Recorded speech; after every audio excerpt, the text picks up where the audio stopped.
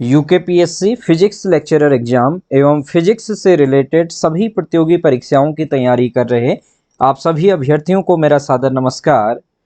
आज के इस लेक्चर की शुरुआत हम कुछ इन लाइनों के साथ करना चाहेंगे। जिंदगी में किताबें और इंसान दोनों को पढ़ना सीखिए। जिंदगी में किताबें और इंसान दोनों को पढ़ना सीखिए, क्योंकि किताबों से ज्ञान और इंसान से अनुभव मिलता है। क्योंकि किताबों से ज्ञान और इंसान से अनुभव मिलता है। तो सर, इससे प्रीवियस लेक्चर में हम Bohr atomic model part 1 and part 2 को डिस्कस कर चुके हैं, जिसमें हमने radius of nth orbit and velocity, frequency, time period and energy, potential energy, total energy को हमने पूरा डिस्कस कर लिया था। प्रीवियस लेक्चर में हमने बात कर रहे थे कि हम जो यहाँ पे बोहर एटॉमिक मॉडल है वहाँ पे हमने फॉर इनफाइनाइट न्यूक्लियर मास के लिए हम उसको डिस्कस कर चुके थे, और उसमें हमने लास्ट में प्रीवियस लेक्चर में फाइनाइट न्यूक्लियर मास का भी कंसेप्ट इंट्रोड्यूस किया था। उसको हम यहाँ पे थोड़ा सा और यहाँ पे क्लियर कर रहे हैं। तो मेरा जिन लोगों ने प्रीवियस लेक्चर नहीं देखा है उनसे मेरी रिक्वेस्ट है कि प्लीज आप प्रीवियस लेक्चर को भी जरूर देखिएगा, और यदि आपको यह लेक्चर पसंद आ रहे हैं तो वीडियो को लाइक करना ना भूलें, और कमेंट बॉक्स में भी आप अपनी प्रतिक्रिया बता सकते हैं। तो देखिएगा sir, for infinite nuclear mass, इसका मतलब हम बार बार, अब तो आपको दिमाग में मैंने फीड कर ही दिया होगा जो मेरे से लगातार जुड़े हैं। Infinite nuclear mass means nuclear motion को नेग्लेक्ट किया जाए, नेग्लेक्ट कर रहे हैं, मींस न्यूक्लियर एज्यूम फिक्स, यानी कि न्यूक्लियस को इतना हैवी मान लिया है कि वो मूव नहीं कर सकता है। और फॉर फाइनाइट न्यूक्लियर मास का मतलब क्या होता है कि न्यूक्लियर मोशन भी इंक्लूड होगा, यानी कि न्यूक्लियस का जो मास है वो फाइनाइट है, यानी कि न्यूक्लियस अब फिक्स नहीं होगा, वो भी मोशन करेगा। तो सर, जैसे कि हाइड्रोजन एटम में, हाइड्रोजन लाइक एटम के लिए हम डिस्कस कर रहे थे, तो थोड़ा सा उसको और देखिए आगे साहब। देखिएगा साहब क्या है, अगर एक और हमने इनफाइनाइट न्यूक्लियर मास के लिए बनाया है, एक और फाइनाइट न्यूक्लियर मास के लिए। समझिएगा सर, अगर इनफाइनाइट न्यूक्लियर मास है तो जहां पर जो भी फॉर्मूले होंगे, चाहे रेडियस का हो सर, चाहे टोटल एनर्जी का हो, काइनेटिक एनर्जी हो, पोटेंशियल एनर्जी हो, या फिर आपका रिडवर्क कांस्टेंट हो, तो यहाँ पर इनफाइनाइट न्यूक्लियर मास में केवल मास ऑफ इलेक्ट्रॉन आएगा, क्योंकि न्यूक्लियस के मास को हमने नेग्लेक्ट किया है साहब। और फाइनाइट न्यूक्लियर मास है तो वहां पर इसका मतलब ये होता है, मैं आपको प्रीवियस लेक्चर में भी बताया है कि electron as well as nucleus both ही सेम सेंटर ऑफ मास के अकॉर्डिंग क्या करेंगे, रिवॉल्व करेंगे। तो सॉल्व करके हमने रिड्यूस्ड मास निकाला था, तो रिड्यूस्ड मास का कंसेप्ट आ जाएगा फाइनाइट न्यूक्लियर मास के कम में, यानी कि मास ऑफ इलेक्ट्रॉन की जगह पर म्यू आ जाएगा, that is m1 m2 upon m1 plus m2, या हमने बताया था प्रीवियस लेक्चर में mu equal to M N. M है mass of electron, M N है sir mass of nucleus, M N upon नीचे यहाँ पर एम प्लस एम एन होगा सर, यहाँ पर एम प्लस एम एन, या आप इसी टर्म को ऐसे भी लिख सकते हैं, mu equal to m upon 1 plus m upon M n. जब आप इसको सोल्व करेंगे तो सर यही रिड्यूस मास आ जाएगा। अब हम आगे आपको क्या बता रहे हैं, हाइड्रोजन हीलियम पॉजिटिव या लिथियम 2 पॉजिटिव या बेरिलियम 3 पॉजिटिव, जो कि सब हाइड्रोजन लाइक एटम है। हाइड्रोजन लाइक एटम मतलब इन सब में क्या है, इन एटम में एक इलेक्ट्रॉन एटम है, सिंगल इलेक्ट्रॉन एटम। इन सब के लिए भी म्यू अलग अलग होगा। क्यों अलग अलग होगा, क्योंकि इनके न्यूक्लियस का मास अलग होगा ना, क्योंकि न्यूक्लियस में नंबर ऑफ प्रोटॉन चेंज हो जाएंगे साहब। तो देखिएगा सर, अगर इससे हमने देखा था कि कुल मिला के इनफाइनाइट न्यूक्लियर मास में केवल मास ऑफ इलेक्ट्रॉन आएगा, और फाइनाइट न्यूक्लियर मास में सर आपका क्या आ जाएगा, मास ऑफ रिड्यूस मास आएगा। तो इससे एनर्जी में क्या चेंजेस आ रहे हैं जरा देखिएगा साहब। देखिए सर, आपके सामने यहाँ पे फॉर्मूला क्या है कि इन्फिनिटी, अगर इनफाइनाइट न्यूक्लियर मास है तो एनर्जी के मैंने फॉर्मूला 3 टर्म में लिखा है। एक तो आपके सामने ये है minus m z square a to the power 4 upon 8 epsilon naught square h square n square, या दूसरे फॉर्म में नीचे ये लिखा गया है, या रिडवर्क कांस्टेंट के टर्म में ये लिखा गया है, आपको पहले से पता है। तो यहाँ पे आप क्या देख रहे हैं, केवल इलेक्ट्रॉन का मास आ रहा है, ई एन इन्फिनिटी में जो ये एम है ये मास ऑफ इलेक्ट्रॉन है सर। अब इसी को फाइनाइट में अगर हम आ जाएं तो फाइनाइट में क्या है, माइनस साइन तो होता ही है दोनों में, यहाँ पे म्यू आ जाता है रिड्यूस्ड मास, यही दूसरे टर्म में ये फॉर्मूला लिखा गया है। अब मैंने आपको बार बार बता दें कि जो रिड्यूस्ड मास म्यू है, रिजल्टेंट मास, ये मास ऑफ इलेक्ट्रॉन से कम होता है, समझ गए। यानी कि रिड्यूस्ड मास जो कि था आपके पास M E into M N upon M E plus M N, या M E whole upon 1 plus M E upon M N जो आया था ऊपर, तो ये मास ऑफ इलेक्ट्रॉन से कम है। इसका मतलब म्यू क्या हो रहा है, घट रहा है। म्यू यहाँ पे घट रहा है ना, इस फॉर्मूले से आप देखिए म्यू घट रहा है, तो इसका मतलब ये नहीं है कि एनर्जी घट रही है। फाइनाइट के केस में एनर्जी नहीं घटेगी। देखो म्यू कम होगा क्योंकि एनर्जी ऑलरेडी निगेटिव में है ना, निगेटिव साइन को मत भूलिए। यहाँ पर एनर्जी अगर निगेटिव में है सर, म्यू कम होगा तो एनर्जी लेस निगेटिव होगी। यानी कि पहले मान लो -10 थी, तो अब वो कितनी -13.6 थी सपोज, अब वो -13.4 हो गई सपोज, तो -13 क्यों, तो म्यू घट गया। अगर इनफाइनाइट के लिए अगर हम ग्राउंड स्टेट में हाइड्रोजन एटम में गए तो -13.6 इलेक्ट्रॉन वोल्ट। म्यू के कंसेप्ट से माना मैं कह रहा हूं कि लगभग माइनस घट करके -13.4, लेकिन -13.6 और -13.4 में कौन बड़ा है, -13.4। तो म्यू के उससे एनर्जी की वैल्यू लेस नेगेटिव हो रही है, यानी कि इनफाइनाइट वाले केस से तो बढ़ी रही है। तो इसलिए फाइनाइट वाले केस में जो हो जाएगी एनर्जी ज्यादा हो जाएगी। म्यू कम है तो इसलिए हमने यहां पर सर क्लियर लिखा है, इसलिए ई फाइनाइट और कम यानी कि लेस नेगेटिव होगा। म्यू घट रहा है तो निगेटिव में एनर्जी तो लेस नेगेटिव हो जाएगी, यानी कि कम और कम निगेटिव हो रही है। और यहां पे लिखा है इसलिए ई फाइनाइट और कम निगेटिव को एक साथ पढ़ें, और कम निगेटिव यानी कि लेस निगेटिव हो जाएगी। निगेटिव में अगर कोई वैल्यू अगर कम हो रही है, इसका मतलब उसका मान बढ़ जाएगा, यानी कि -6 से -4 हो रहा है, तो हम घट रही नहीं करेंगे, हम कहेंगे बढ़ेगी। इसलिए एनर्जी ऑफ फाइनाइट न्यूक्लियस, अगर हम मास न्यूक्लियस के मास को फाइनाइट अगर पूरा उसको करें रिड्यूस मास का कंसेप्ट, तो एनर्जी क्या आती है, थोड़ा ज्यादा आती है। और रदरफोर्ड के मॉडल की एक कमी भी है, रदरफोर्ड ने क्या लिया ना, रिड्यूस मास का कंसेप्ट नहीं लिया, इसके लिए बोहर के जो एनर्जी लेवल्स आते हैं वो प्रैक्टिकली जो एनर्जी लेवल होता है उनसे डिफरेंट आते हैं। बोहर के मॉडल की कमियां भी हैं, ठीक है। ऐसे रिडबर्ग कांस्टेंट में क्या चेंज आएगा सर, उसको थोड़ा सा समझिएगा साहब। रिडबर्ग कांस्टेंट इन्फिनिटी के केस में, यानी कि इनफाइनाइट न्यूक्लियर मास में हम ले रहे हैं कि न्यूक्लियस वेरी हैवी है, ये मूव नहीं कर सकता, तो सर ये रिडबर्ग कांस्टेंट का फॉर्मूला होता है।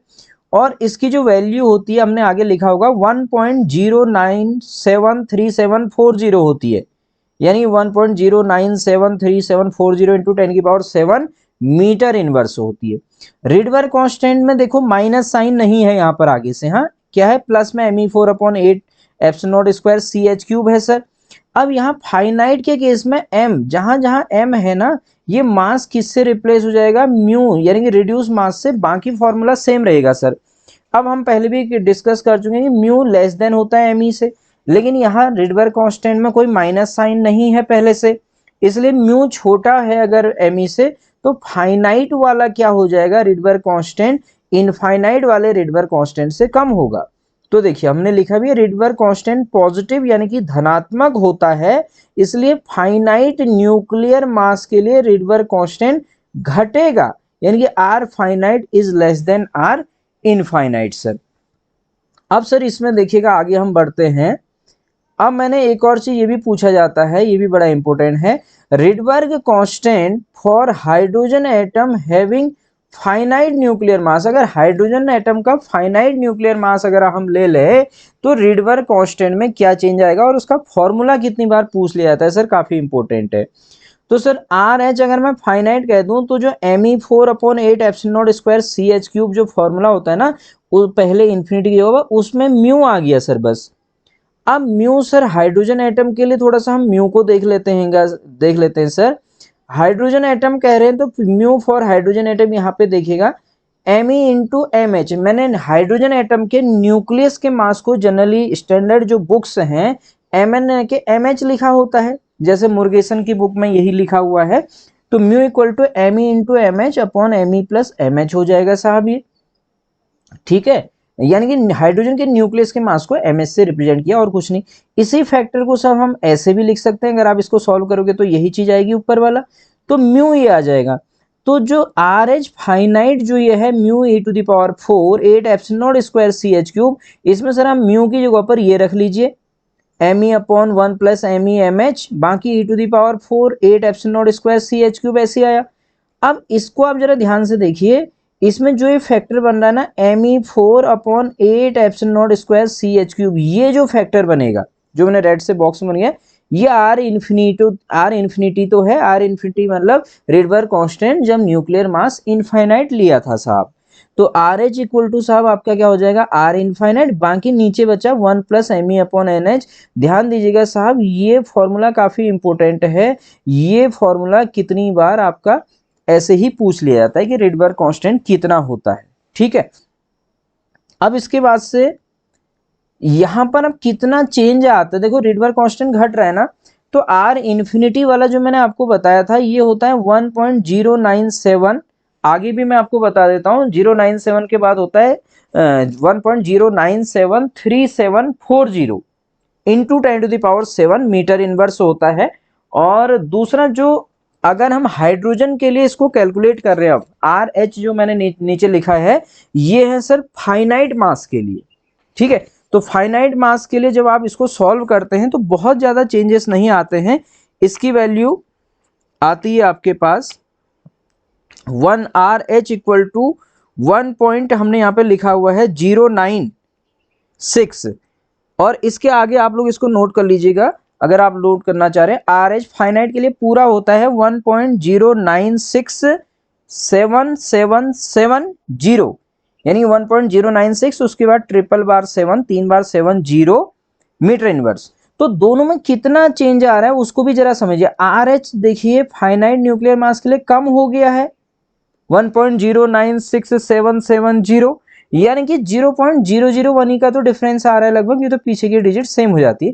तो R H less than are infinity, तो ये फॉर्मूला भी सर आप याद रखेंगे। तो रिडबर्ग कांस्टेंट घटता है फाइनाइट न्यूक्लियर मास के लिए और एनर्जी क्या होती है बढ़ती है साहब, ठीक है। तो ऐसे क्वेश्चन अब आपको ये कंसेप्ट अगर आप याद हो गया, इसको याद रखें समझे में, तो क्वेश्चन बन सकता है एग्जाम में। अब देखिए सर हम एनर्जी जो हमने बात करी थी, अब हम अलग अलग एनर्जी लेवल्स में कितनी एनर्जी होगी हाइड्रोजन स्पेक्ट्रम में, उसको सर जल्दी से डिस्कस करते हैं। अब हम यहाँ पे कौन सा वाला केस ले रहे हैं, हम वही चलते आ रहे हैं, इनफाइनाइट न्यूक्लियर मास को ही आगे कंटिन्यू कर रहे हैं सर। तो देखिएगा हम क्या क्या पढ़ेंगे, energy of hydrogen atom, total energy पढ़ेंगे, एक्साइटेशन एनर्जी क्या होती है और आयनाइजेशन एनर्जी क्या होती है, काइनेटिक एनर्जी, पोटेंशियल एनर्जी, सब पढ़ेंगे सर। तो सर जनरल फॉर्मूला हमने ई इन्फिनिटी वाला जो केस है यानी कि न्यूक्लियर मास इनफाइनाइट, बार बार आपको बता रहा हूँ इनफाइनाइट न्यूक्लियर मास, वही -Z² r infinity SC/n²। Generally जो हम 12th की बुक्स पढ़े रहते हैं ना उसमें उनमें बहुत कम बार ऐसा ही इनफाइनाइट न्यूक्लियर मास वाला लिखे, वो एक बार लिख देते हैं बुक में कि इनफाइनाइट न्यूक्लियर मास एज्यूम किया है बस। तो इसलिए बार बार इनफाइनाइट ले रहे हैं तो आपके दिमाग में चीजें बनी रहेंगी कि हाँ भाई फाइनाइट भी कुछ होता है। तो -Z² r infinity SC/n² joule में फॉर्मूला होता है। आर इन्फिनिटी की वैल्यू ये आपके पास है रिडबर्ग कांस्टेंट, तो En इक्वल टू ये फॉर्मूला आता है सर -13.6 Z²/n²। तो ये जो एनर्जी है nth ऑर्बिट की इनवर्सली प्रोपोर्शनल टू n², यहाँ से आप देख रहे हैं, यहाँ से भी समझिए जैसे जैसे n बढ़ेगा तो एनर्जी घटेगी या बढ़ेगी, जैसे जैसे n की वैल्यू बढ़ेगी, as increasing the principal quantum number the energy in hydrogen atom decreases या इंक्रीजेज। अगर प्रिंसिपल क्वांटम नंबर n बढ़ेगा ना सर n² के बेस पे, तो आपको लग रहा होगा कि इनवर्सली प्रोपोर्शनल n² घटेगी, लेकिन आगे से माइनस साइन का भी ध्यान रखें, तो इसलिए लेस निगेटिव होगी एनर्जी, लेस निगेटिव मतलब एनर्जी बढ़ेगी, वैसे भी आप सभी लोगों को पता है। तो देखिएगा सर ये तो है हाइड्रोजन में। अब यहाँ पर जरा सा हम बात कर लेते, तो हाइड्रोजन के लिए जनरली Z क्या हो जाएगा, n हो जाएगा सर, हाइड्रोजन एटम में जो आपका Z हो जाएगा वो 1 हो जाएगा। तो हाइड्रोजन में अगर Z 1 हो जाएगा तो एनर्जी का जो फॉर्मूला आपके पास बन जाएगा सर -13.6/n² इलेक्ट्रॉन वोल्ट में, और एक इलेक्ट्रॉन वोल्ट होता है 1.6 × 10⁻⁻19 जूल। लेकिन अगर हाइड्रोजन लाइक एटम हो जैसे helium positive, lithium 2 positive, beryllium 3 positive, so also put value of Z भी आप रखेंगे, तो -13.6 Z²/n² इलेक्ट्रॉन वोल्ट, ये हाइड्रोजन लाइक एटम जितने भी हैं सभी के लिए फॉर्मूला हो गया। अगर हाइड्रोजन के लिए है तो Z को 1 रखेंगे तो En कितना हो जाएगा -13.6 इलेक्ट्रॉन वोल्ट। हीलियम पॉजिटिव के लिए क्या हो जाएगा सर, Z² की वैल्यू भी रखोगे ना, Z कितना होता है हीलियम के लिए 2 होता है, तो सर 2 का square 4 into -13.6/n² electron volt. ये किसकी एनर्जी थी, हाइड्रोजन की, तो हीलियम में जो एनर्जी हो जाएगी 4 टाइम्स हो जाएगी किसकी, हाइड्रोजन की एनर्जी का। ठीक हो गया। ऐसे ही आप यहां पर देखिएगा तो बढ़ेगी या घटेगी, यहां पर ध्यान रखना, बढ़ेगी या घटेगी। सर वैल्यू घट जाएगी, 4 टाइम्स तो है, लेकिन अगर हाइड्रोजन के ग्राउंड स्टेट में -13.6 इलेक्ट्रॉन वोल्ट है तो हीलियम में कितना हो जाएगा, -13.6 से इंटू 4 होगा सर।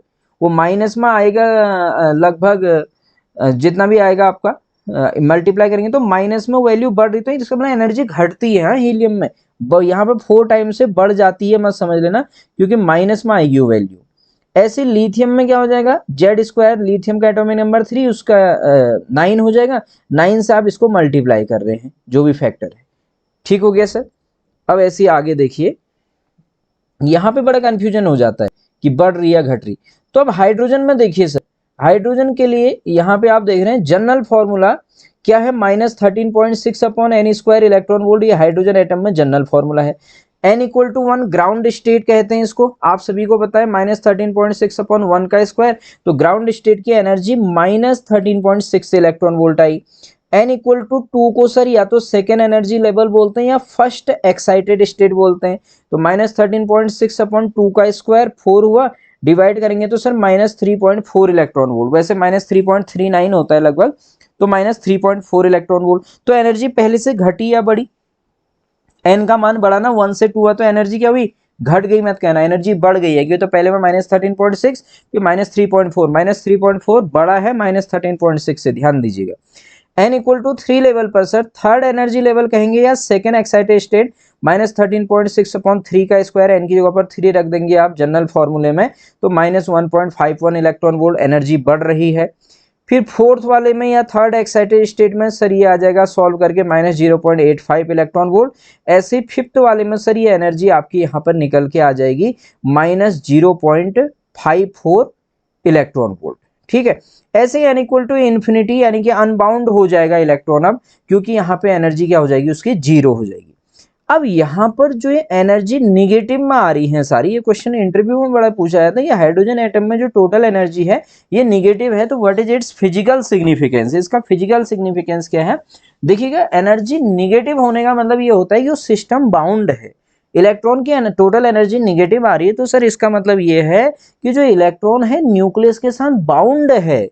जितनी एनर्जी निगेटिव में होगी ना, आपको उतनी ही पॉजिटिव एनर्जी जब आप उसको देंगे तब आप उस इलेक्ट्रॉन को फ्री कर पाएंगे या उसको आयनाइज कर पाएंगे आप उस एटम को, समझ रहे हैं, यानी कि उतनी एनर्जी से वहां पे क्या है, न्यूक्लियस के साथ बाउंड सिस्टम है।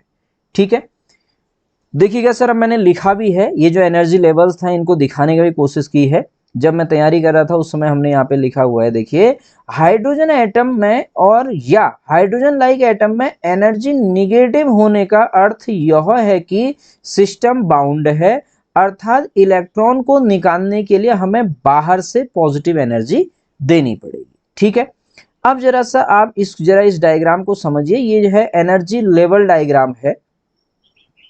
ठीक है, representation of energy states of hydrogen atom according to Bohr theory, और वो भी कब, इनफाइनाइट न्यूक्लियर मास लेकर के। ठीक है, तो इसमें देखिएगा सर क्या है, जो n=1 वाला आप ये लेवल देख रहे हैं, n=1 को बोलते हैं हम ग्राउंड स्टेट, और ग्राउंड स्टेट में एनर्जी आप सभी को पता है -13.6 इलेक्ट्रॉन वोल्ट। n=2 इसको फर्स्ट एक्साइटेड स्टेट भी कहते हैं, आप सभी ने पढ़ा है, -3.4 इलेक्ट्रॉन वोल्ट, फिर भी देख लीजिए लेक्चर को, कोई आपका टाइम वेस्ट नहीं होगा। n=3 है सर सेकेंड एक्साइटेड स्टेट बोलते हैं, एनर्जी -1.51 इलेक्ट्रॉन वोल्ट होती है। n=4 को सर थर्ड एक्साइटेड स्टेट कहते हैं, एनर्जी -0.85 इलेक्ट्रॉन वोल्ट, n=5 में -0.54। ऐसी n=∞ पे सर एनर्जी 0।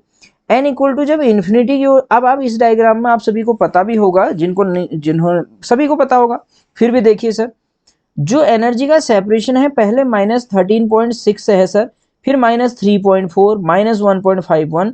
आप पहले n=1 और n=2 के बीच में जब एनर्जी का सेपरेशन जो हमने यहाँ पे शो कर रखा है, सेपरेशन बिटवीन एनर्जी लेवल्स, कितनी बार क्वेश्चन डायरेक्ट पूछा जाता है, वो एक्साइटेशन एनर्जी नहीं पूछता है, वो कहता है the in hydrogen spectrum for infinite nuclear mass the separation between ground state and first excited state is separation of energy. तो सेपरेशन ऑफ एनर्जी कितना होगा, सिंपली -3.4 से माइनस कर दो -13.6 को, तो इन दोनों के बीच का E2 - E1 प्लस का 10.2 इलेक्ट्रॉन वोल्ट कैसे आया, -3.4 से -13.6 करा। ऐसे ही इन दो लेवल n इक्वल टू 2 और 3 के बीच का जो एनर्जी सेपरेशन होगा कितनी बार, ये पूछ लिया जाता है एग्जाम में, वहां हम समझ नहीं पाते हैं क्वेश्चन को। फिर the energy separation between first excited state and second excited state in hydrogen spectrum या इन हाइड्रोजन एटम बोल लेगा, ठीक है। तो वहां पर क्या है 1.89 कैसे आया, -1.51 से -3.4 को माइनस करा सर। ऐसी energy separation between second excited state and third excited state कितना होता है 0.66 इलेक्ट्रॉन वोल्ट। ऐसी थर्ड एक्साइटेड स्टेट और फोर्थ में सर जो भी है 0.31 इलेक्ट्रॉन। आप क्या देख रहे हैं, एनर्जी सेपरेशन फर्स्ट और सेकंड में कितना था 10.2, फिर कितना है 1.89, घट रहा है। देखिए लेवल्स के बीच एनर्जी, ये जो लेवल्स के बीच की जो दूरियां दिखाई है ना, ये कोई दूरी सेंटीमीटर मीटर में नहीं है, ये एनर्जी का डिफरेंस है। पहले 10.2 था तो हमने इतना ऊपर दिखा दिया इस लेवल को, ये इतनी दूरी पर, फिर एनर्जी सेपरेशन एकदम से घट के 1.89 तो हमने उसको घटा दिया है। फिर थर्ड, फिर यहाँ 0.66 तो यहाँ एनर्जी सेपरेशन और घटा दिया सर, आगे और घटा दिया। फिर n इक्वल टू, फिर लगातार ये सेपरेशन घटते जाता है ऊपर की ओर, और n इक्वल टू इन्फिनिटी पे बिल्कुल ये ऐसा बन जाता है कि कंटिन्यूस बन जाता है, बहुत ही क्लोज आ जाते हैं लेवल्स। फिर डिस्क्रीट एनर्जी लेवल नहीं होते, अभी तक ये एनर्जी लेवल क्या है डिस्क्रीट, मतलब सब अलग अलग है, तो कंटिन्यूस हो जाते हैं। और कंटिन्यूस का मतलब सर यहाँ पर है कि एनर्जी जीरो, तो अब यहाँ पे ये देखिएगा साहब, continuous energy levels means no separation. Continuous energy level का मतलब ये होता है कि उनके बीच में नो सेपरेट, कोई सेपरेशन नहीं है एनर्जी लेवल्स के बीच में, मतलब वहां पे जो एनर्जी है जीरो है। यानी कि इसको हम अनबाउंड कंडीशन भी कह सकते हैं n इक्वल टू इन्फिनिटी को, कि वहां पे इलेक्ट्रॉन अब बाउंड नहीं है, ठीक है, क्योंकि उसकी टोटल एनर्जी जीरो हो चुकी है। एनर्जी नेगेटिव मतलब बाउंड है, ठीक है सर। अब सर बड़े ध्यान से कुछ पॉइंट हमने यहाँ पे लिखे हुए हैं, इनको जरूर देखिएगा सर। देखिए पहला मैंने क्या लिखा है, ग्राउंड स्टेट से एक्साइटेड स्टेट की ओर बढ़ते रहने पर एनर्जी सेपरेशन लगातार घटते रहता है, बिल्कुल घटते तो रहता है, अभी मैंने आपको एक्सप्लेन किया। n इक्वल टू इन्फिनिटी पर कंटिन्यूस लेवल मिलते हैं, अर्थात एनर्जी सेपरेशन घटकर जीरो यानी कि शून्य हो जाता है। एनर्जी का सेपरेशन भी, एनर्जी भी जीरो और एनर्जी का सेपरेशन भी जीरो, कंटिन्यूस का मतलब। अब देखिएगा सर, हाइड्रोजन एटम के ये एनर्जी लेवल जो कि बोर के अनुसार हैं रियल प्रैक्टिकल लेवल्स, यानी कि जो प्रैक्टिकली जो हाइड्रोजन स्पेक्ट्रम मिलता है, ठीक, एक तो हम थ्योरेटिकली पढ़ रहे हैं, अभी तक जो हम पढ़ रहे हैं थ्योरेटिकली, जो प्रैक्टिकली जो हाइड्रोजन स्पेक्ट्रम मिलता है हाइड्रोजन के एनर्जी लेवल से काफी डिफरेंट होते हैं। प्रैक्टिकली जो लेवल्स मिलते हैं उनमें एनर्जी सेपरेशन भी अलग अलग होता है। तो क्यों होता है, क्योंकि जो बोहर ने ये दिए ना, हम जो कैलकुलेट कर रहे हैं, क्या हमने इसमें फाइनाइट न्यूक्लियर मास लिया सर, नहीं लिया।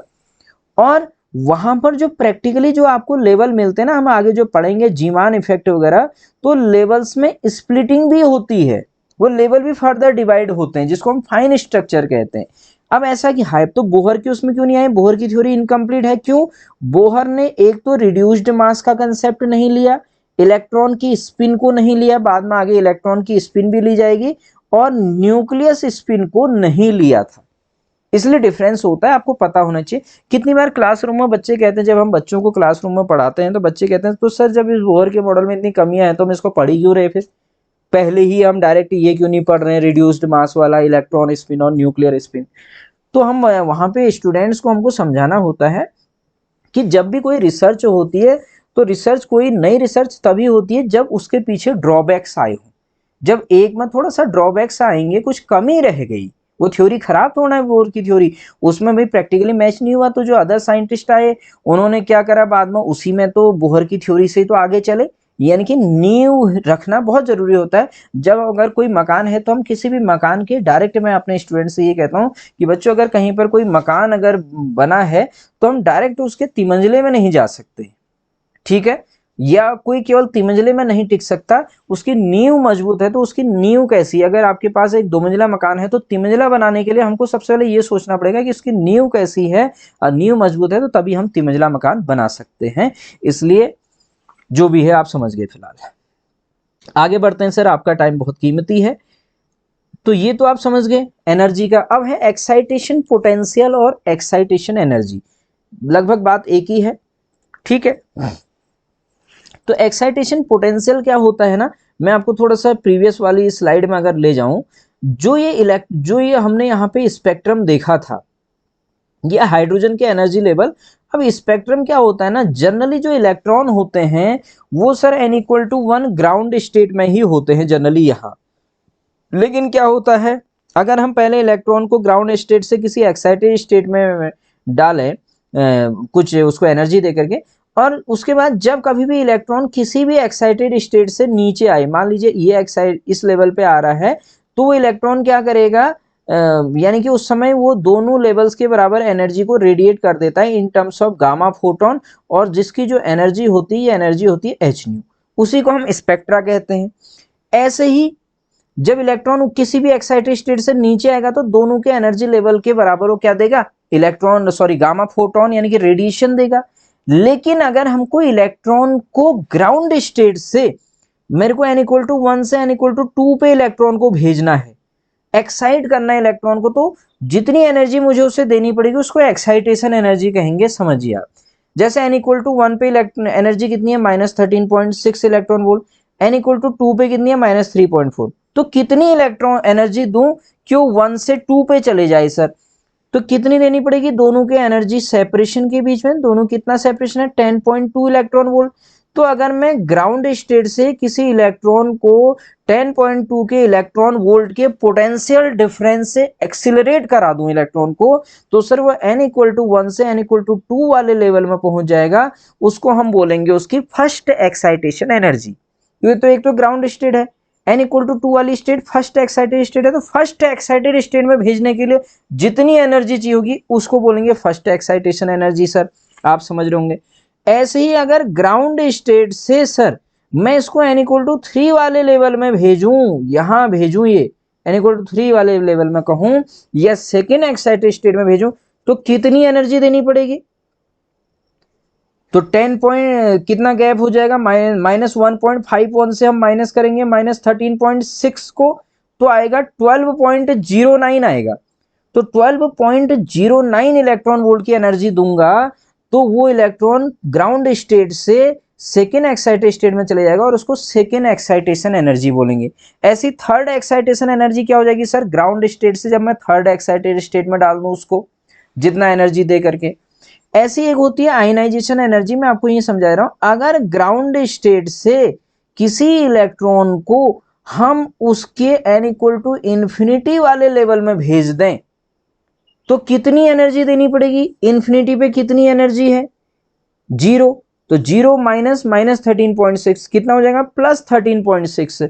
तो अगर +13.6 इलेक्ट्रॉन वोल्ट की एनर्जी दे दोगे तो इलेक्ट्रॉन जो है आपके n=इंफिनिटी वाले लेवल में चले जाएगा। n=इंफिनिटी लेवल का मतलब वो उस एटम से बाहर निकल जाएगा सर, वो आयनाइज हो जाएगा, तो इसलिए उसको आयनाइजेशन एनर्जी कहेंगे। एक्साइटेशन एनर्जी मतलब ग्राउंड स्टेट से ऊपर फेंकना इलेक्ट्रॉन को एनर्जी दे करके बाहर से, ठीक है।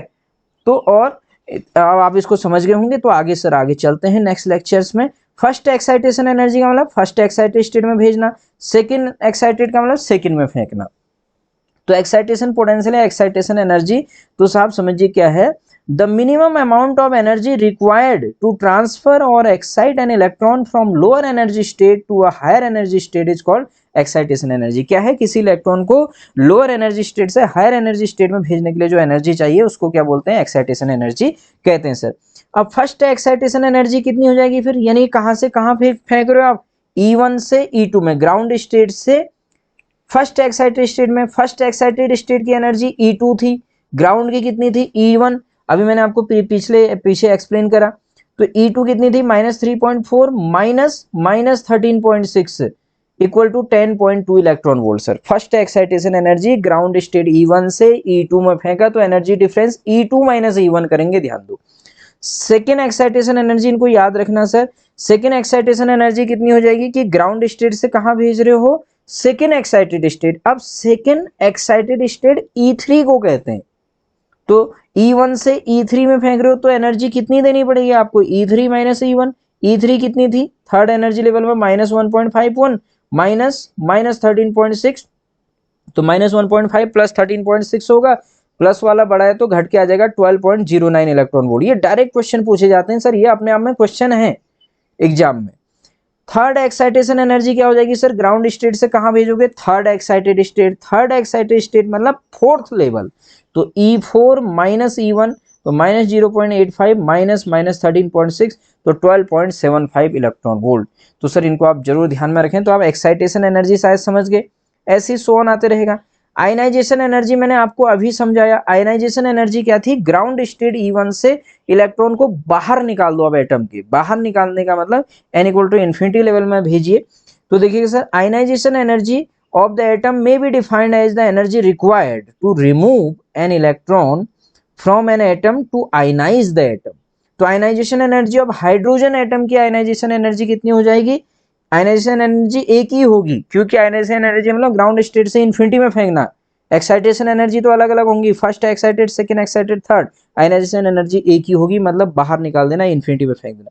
तो ई इन्फिनिटी माइनस E1, तो 0 माइनस 13.6, तो कितना आ जाएगा सर, प्लस का 13.6 इलेक्ट्रॉन वोल्ट। याद रखेंगे, क्वेश्चन पूछा जाता है the ionization energy of hydrogen atom is, direct question आता है एग्जाम में, तो कितनी होती है सर, 13.6 इलेक्ट्रॉन वोल्ट प्लस में। ठीक है, इसके बाद आगे चलते हैं। अब हम बात करेंगे sir kinetic energy and potential energy में।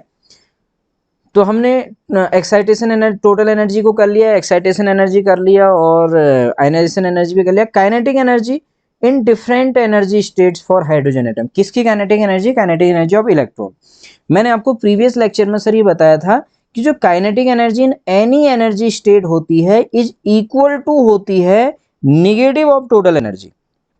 यानी काइनेटिक एनर्जी इन्फिनिटी का मतलब इनफाइनाइट न्यूक्लियर मास हमने मान रखा है, इक्वल टू -En, यानी K इक्वल टू -E। यानी कि जिस जिस लेवल में जो टोटल एनर्जी होती है ना, जो आपको याद है, काइनेटिक एनर्जी उतनी ही होगी, बस वो प्लस में होगी, यानी कि काइनेटिक एनर्जी माइनस में नहीं होगी। तो यहाँ पे देखिएगा sir, kinetic energy in the ground state K1, तो ग्राउंड स्टेट में टोटल एनर्जी कितनी थी, अभी हमने देखा -13.6, तो काइनेटिक एनर्जी हो जाएगी +13.6, या जनरली हम कह सकते हैं 13.6 इलेक्ट्रॉन वोल्ट। ये इलेक्ट्रॉन की कहाँ होगी काइनेटिक एनर्जी, ग्राउंड स्टेट में। फर्स्ट एक्साइटेड स्टेट में काइनेटिक एनर्जी, ये डायरेक्ट क्वेश्चन पूछे जाते हैं, kinetic energy of electron in the first excited state of hydrogen atom. तो काइनेटिक एनर्जी देखिए ग्राउंड स्टेट में कितनी थी आपके पास, सॉरी फर्स्ट एक्साइटेड स्टेट में टोटल एनर्जी -3.4 इलेक्ट्रॉन वोल्ट थी, काइनेटिक कितनी हो जाएगी, +3.4 हो जाएगी। ठीक है, ऐसी सेकंड में काइनेटिक एनर्जी हो जाएगी +1.51 इलेक्ट्रॉन वोल्ट, जो टोटल एनर्जी -1.51 होती थी उस वही है, बस प्लस में है। ऐसी थर्ड एक्साइटेड स्टेट में सर 0.85 इलेक्ट्रॉन वोल्ट। ठीक हो गया, क्योंकि kinetic energy plus potential energy बराबर ही होता है टोटल एनर्जी। अगर आपको पोटेंशियल एनर्जी निकालनी है, टोटल एनर्जी पता है, और पोटेंशियल एनर्जी निकालनी है, तो टोटल एनर्जी और इनको आप क्या कर सकते हैं, टोटल एनर्जी में से काइनेटिक को घटा दो, पोटेंशियल मिल जाएगी। ठीक है, चलिए आगे हम देखते हैं। अब देखिए kinetic energy in the ground state of hydrogen atom. चलिए पोटेंशियल एनर्जी को U इक्वल टू 2E से भी निकाल लेंगे, काइनेटिक एनर्जी आप समझ गए। अब देखिए काइनेटिक एनर्जी कितनी आई ग्राउंड स्टेट में, +13.6 इलेक्ट्रॉन वोल्ट। तो मैंने यहाँ पे क्या लिखा है, देखिए kinetic energy in ground state of hydrogen atom equal to +13.6 electron volt. ठीक है, अभी हमने थोड़ी देर पहले पढ़ा था sir ionization energy of the hydrogen atom, ये भी कितनी थी, 13.6 इलेक्ट्रॉन वोल्ट। तो यहाँ पे काइनेटिक एनर्जी जो ग्राउंड स्टेट में है उतनी ही आयनाइजेशन एनर्जी भी होती है हाइड्रोजन एटम की। तो ये क्वेश्चन पूछा जाता है, kinetic energy in the ground state equal to ionization energy of hydrogen atom. इसको भी आप क्या करेंगे, ध्यान में रखेंगे। ठीक है सर, चलिए अब हम आगे चलते हैं पोटेंशियल एनर्जी पे। तो generally potential energy of electron in different energy levels, देखिए बहुत आसान है। पोटेंशियल एनर्जी का ये फॉर्मूला होता था, टोटल एनर्जी का ये फॉर्मूला होता था एक टर्म में। अगर मैं टोटल एनर्जी को 2 से मल्टीप्लाई कर दूं, टोटल एनर्जी को, तो यही पोटेंशियल एनर्जी तो आ जाएगा। 2 से मल्टीप्लाई करूंगा तो 8 कट जाएगा 4 टाइम्स, यानी टोटल एनर्जी को 2 से मल्टीप्लाई करके देखो सर पोटेंशियल एनर्जी आ जाएगी। यानी कि टोटल पोटेंशियल एनर्जी निकालने के लिए क्या होता है, जो टोटल एनर्जी है बस उसको 2 से मल्टीप्लाई कर दो, आपको मिल जाएगी सीधे पोटेंशियल एनर्जी। तो देखिए potential energy of electron in ground state, तो ग्राउंड स्टेट में टोटल एनर्जी पता है ना कितनी थी, -13.6 इलेक्ट्रॉन वोल्ट। ग्राउंड स्टेट में पोटेंशियल एनर्जी U1 निकालना है तो क्या करेंगे, -13.6 को 2 से मल्टीप्लाई करेंगे, ये आगे से माइनस माइनस कुछ नहीं है, ठीक है। 2 इंटू -13.6 है तो माइनस का 27.2 इलेक्ट्रॉन वोल्ट। ये हो गई potential energy of electron in ground state of hydrogen atom. Question पूछा जाता है सर, -27.2 इलेक्ट्रॉन वोल्ट, सब अपने आप में क्वेश्चन है। फर्स्ट एक्साइटेड स्टेट में पोटेंशियल एनर्जी देखो सर, क्या आपको फर्स्ट एक्साइटेड स्टेट में टोटल एनर्जी भी याद है, नहीं है, तो कैसे निकालोगे, टोटल एनर्जी का फॉर्मूला याद रखो, -13.6 upon N square, electron volt hydrogen atom के लिए, तो -13.6 अपॉन 2 का स्क्वायर, -13.6 अपॉन 4 करोगे तो -3.4 आ जाएगा, नहीं तो याद रखो। तो टोटल एनर्जी होती है -3.4 इलेक्ट्रॉन वोल्ट, तो पोटेंशियल क्या हो जाएगी, उसको 2 से मल्टीप्लाई कर दिया तो सर हो जाएगी -6.8 इलेक्ट्रॉन वोल्ट। ऐसे देखिए इन सेकेंड एक्साइटेड स्टेट में देखिए सर n=3 में देखिए सेकेंड एक्साइटेड स्टेट में कितनी आ जाएगी, सेकेंड एक्साइटेड स्टेट का मतलब n=3, थर्ड एनर्जी लेवल। तो थर्ड एनर्जी लेवल में जो टोटल एनर्जी -1.51 था उसको 2 से मल्टीप्लाई कर दिया सर, तो सेकेंड एक्साइटेड स्टेट में हो गई -3.02 इलेक्ट्रॉन वोल्ट। ऐसे थर्ड एक्साइटेड स्टेट में n=4 तो -0.85 होता है, उसको 2 से मल्टीप्लाई करा तो -1.70 इलेक्ट्रॉन वोल्ट। ये सर ऐसे करके हम पोटेंशियल एनर्जी को निकालते हैं। अब सर एक यहाँ पे आता है हमारे पास टर्म वैल्यू, या हम इसको वेव नंबर कहते हैं सर, तो इसको Tn से भी दिखाते हैं या इसको न्यू बार या 1/λ से। इसको जरा सा समझिए सर अब, क्योंकि यहीं से हम धीरे धीरे स्पेक्ट्रम की ओर जाएंगे। ये डायग्राम में आपको क्या दिखा रखा है, डायग्राम में ऐसा है, न्यूक्लियस है, सपोज ये N1 यहाँ पर कोई एक एनर्जी लेवल है, N1 कोई lowest energy low energy level है, और यहाँ पे इसके करस्पॉन्डिंग एनर्जी E1 है। जनरली किसी बुक में इसको N फाइनल और EF से दिखाता है उसके करस्पॉन्डिंग एनर्जी, और सपोज ये कोई हायर एनर्जी लेवल है N2, उसको जनरली बुक में NI से दिखाया जाता है EI। आप यहाँ पे समझिए कोई लोअर एनर्जी लेवल N1 है जिसमें एनर्जी E1 है, कोई हायर एनर्जी लेवल N2 है उसमें एनर्जी E2 है। N1 और N2 का मतलब ये नहीं है कि N1 का मतलब 1 और N2 का मतलब 2 नहीं है। N1 का मान कुछ भी हो सकता है, N2 का मान कुछ भी हो सकता है, कोई भी एनर्जी लेवल हो सकते हैं, 2 3 हो सकते हैं, 3 4 हो सकते हैं, समथिंग 1 और 2 1 और 3 कुछ भी, ठीक है। कोई लोअर एनर्जी लेवल N1 उसमें एनर्जी E1 सर, कोई हायर एनर्जी लेवल N2 उसके करस्पॉन्डिंग एनर्जी E2। तो देखिए बोर ने क्या कहा था, according to Bohr if electron jumps from any higher energy level higher energy state N2 having energy E2, कोई हायर एनर्जी N2 है उसमें एनर्जी E2 है, वहां से जंप करता है to any lower energy state N1 having energy E1 then emits photon of different frequency और wavelength spectrum. तो अलग अलग से आ रहे होंगे ना, कोई n=3 से 1 में आ रहा होगा, n2=3 से n1=1 पे, कोई n2=5 से n1=2 पे, तो अलग अलग एनर्जी के फोटोन निकलेंगे और वेवलेंथ भी अलग अलग होगी, तो इसलिए स्पेक्ट्रम ऑब्टेन होगा। जैसे कुछ हमको दिखाई देगा विजिबल में, जैसे आप पढ़ते हैं बामर सीरीज, अल्ट्रावायलेट में लाइमन, और इंफ्रारेड रीजन्स में पास्चन ब्रैकेट एंड फुंड सीरीज।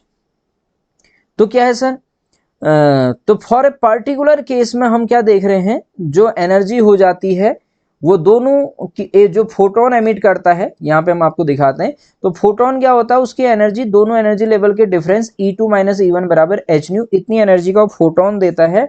और यहाँ से न्यू बराबर क्या हो जाएगा इस फॉर्मूले से, E2 - E1 अपॉन h हो जाएगा सर। न्यू क्या है, फ्रीक्वेंसी ऑफ फोटोन है यहाँ। ये सारे फॉर्मूले आपको ध्यान में रखने हैं। तो देखिए सर फटाफट इसको एक्सप्लेन करते हैं जल्दी से। New = 1/h E2 - E1 1/h E2 का फॉर्मूला क्या हो जाएगा, जनरली एनर्जी का फॉर्मूला क्या होता है, -z² RhC/n²। अरे एनर्जी का ये फॉर्मूला भी तो होता है, -z² RhC/n²। प्रीवियस लेक्चर में एनर्जी को हमने आपको डिफरेंट फॉर्म में बताया है।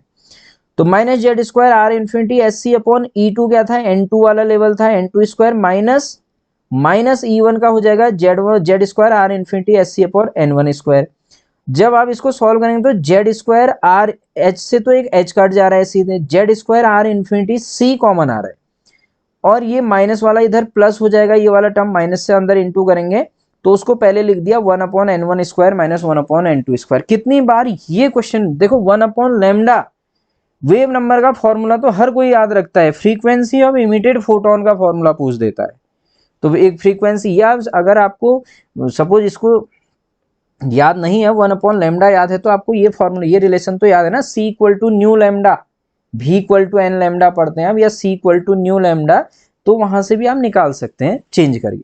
तो फ्रीक्वेंसी का फॉर्मूला ये हो गया सर। फ्रीक्वेंसी ये है तो हम वेव नंबर भी निकाल लेंगे। तो इसी फ्रीक्वेंसी के फॉर्मूले को हमने लिखा, तो nu equal to frequency of emitted photon ये है। n1 इसमें ध्यान रखेंगे लोअर एनर्जी स्टेट है और n2 क्या है सर, हायर एनर्जी स्टेट है। फ्रॉम अबव इक्वेशन, इसी इक्वेशन में से अगर मैं c को इसके अपॉन में ले आऊं यहाँ, तो न्यू बाई सी क्या बन गया, Z square are infinity 1 upon n1 square minus 1 upon n2 square बन गया सर।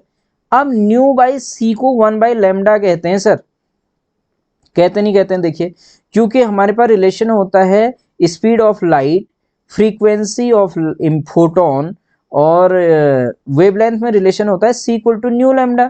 तो न्यू बाई सी यहाँ से क्या आ जाएगा 1 बाई लेमडा, तो nu by c equal to 1 by lambda, इसी को वेव नंबर न्यू बार या इसी को टर्म वैल्यू टीएन कहते हैं। तो जो न्यू बाई सी है ना, जो ये फॉर्मूला आपको दिख रहा है, इसी को तो हम वेव नंबर कहेंगे सर।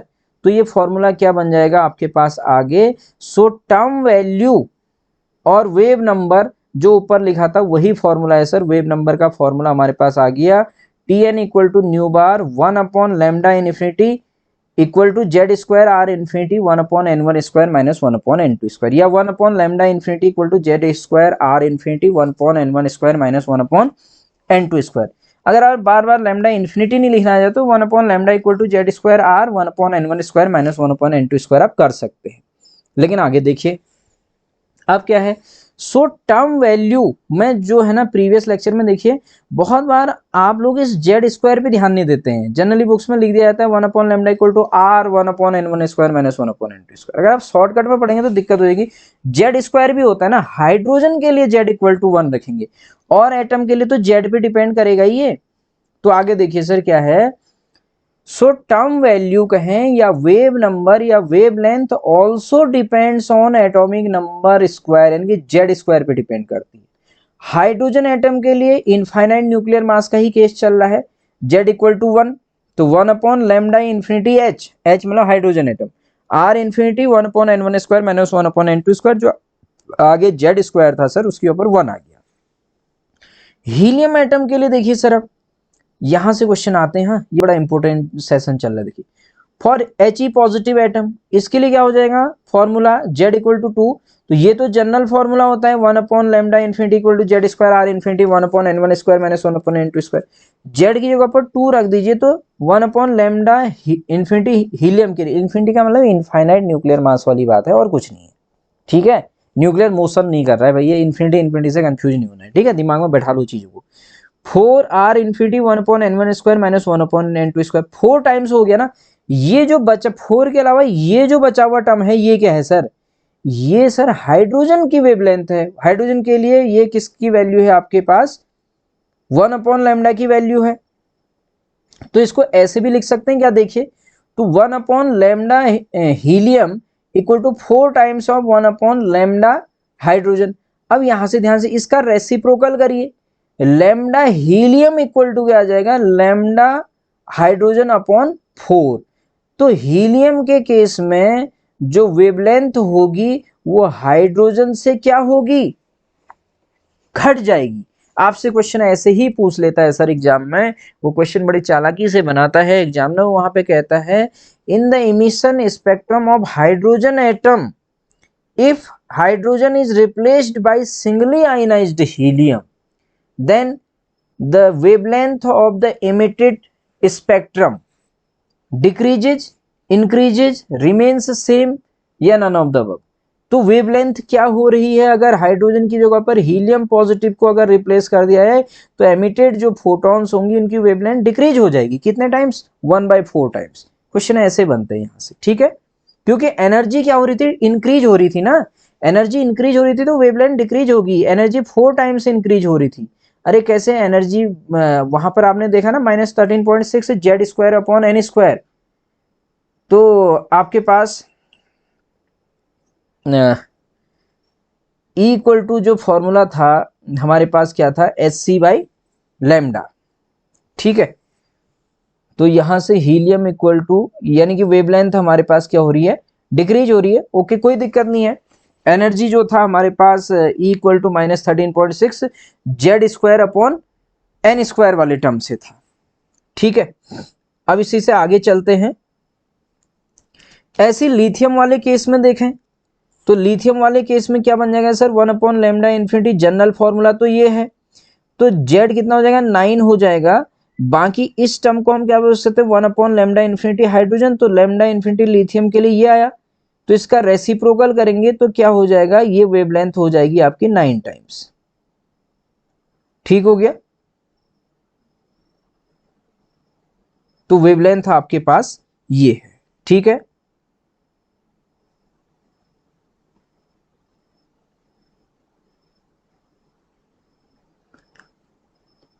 अब ऐसे ही आप यहां पर देखेंगे फॉर फाइनाइट न्यूक्लियर मास, अगर हम बात कर दें फाइनाइट न्यूक्लियर मास के लिए रिडबर्ग कांस्टेंट, तो इसको हम आपको इस स्टार्टिंग में भी एक्सप्लेन कर चुके हैं। अभी तो हमने इन्फिनिटी वाले को केस करा, फाइनाइट में कंपैरिजन कर रहे हैं, तो आर इन्फिनिटी तो ये होता है, फाइनाइट के लिए ये लिखते हैं हम आर, रिडबर्ग कांस्टेंट को पहले भी एक्सप्लेन कर चुके हैं, म्यू की वैल्यू ये होती है।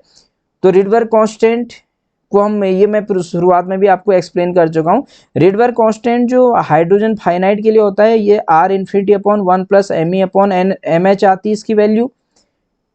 तो देखिए क्या होता है, आर इन्फिनिटी की वैल्यू हमने यहाँ पे लिखी भी है, हम यहाँ से चलेंगे। आर इन्फिनिटी क्या होता है, 1.097374 इंटू 10⁻⁷ मीटर इनवर्स, और हाइड्रोजन फाइनाइट के केस में कितनी आती है, 1.096770, थोड़ा घट गई है देखिए, तो R H less than are infinity slightly decrease होता है।